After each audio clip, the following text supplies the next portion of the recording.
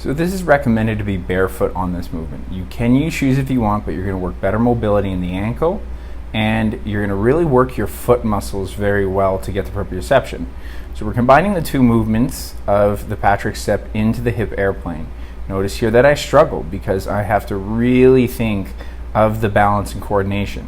We're also trying to get some range of motion. So as I go to lean out for that nice pattern there, I try to stretch the ankle, reach into that quad. Now I go behind me into a good hip hinge, dip my hip in, twist that hip, and then I even intentionally open it up slightly just so that I'm really practicing that stability, and I go back into that Patrick step pattern.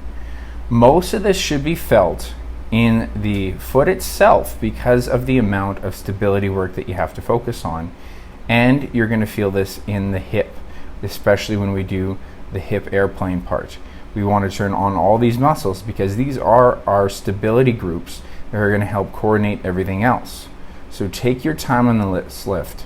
You'll see from this other side, again, I reach out as far as I can without lifting my heel, and then I come back, just simply sliding it back. Good hip hinge pattern. I straighten that back leg, then I twist as much as I can in. My hips are kind of locked in so they don't twist as well, but I do twist out.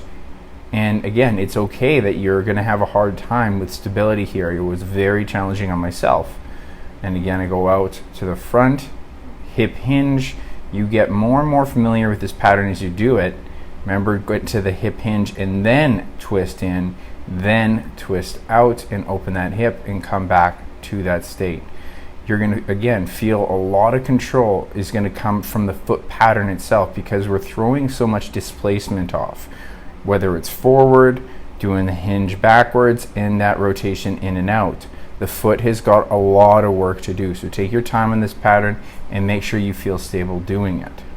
If you don't feel good on this, just simply try to practice Patrick step a few times, then go in the hip hinge pattern. If you feel pretty good, but maybe there's a weak spot, sit on one of those weak spots. For example, you can sit into that hip hinge, hip airplane, and let that sink in so you get more mobility.